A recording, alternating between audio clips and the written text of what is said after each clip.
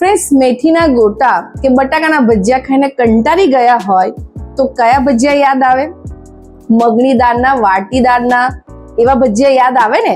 તો ફ્રેન્ડ્સ, આજને આપણી સ્વાદની સફરમાં ગ્રીન મગની દાળના ભજીયા લઈને હું આવી ગઈ છું.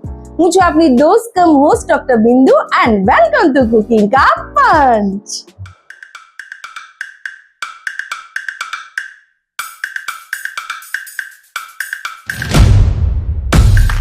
મગની છોડાવાળી દાળ છે એને 4 થી 5 કલાક જો પાણીમાં પલાળો એના પછી આવી થઈ જાય છે અને એને છોડા સાથે જ આપણે મિક્સરમાં ગ્રાઇન્ડ કરીશું.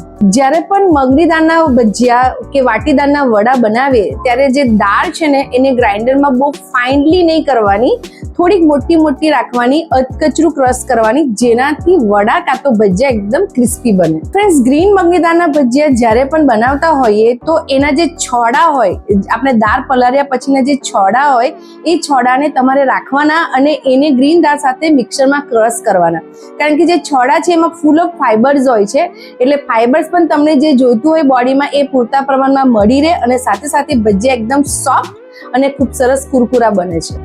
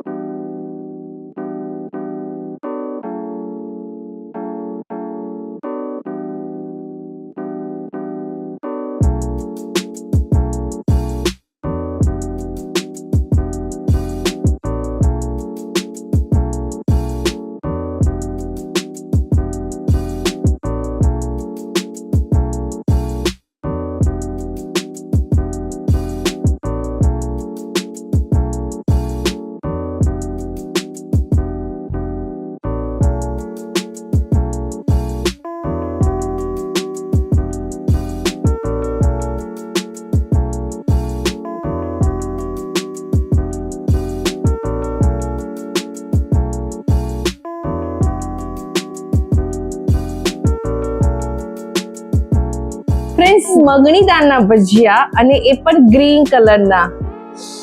વાવ, વરસાદ પડતો હોય અને આવું બાઉલ ભરીને ભજીયા મળી જાય તો કેટલી મજા આવે ને.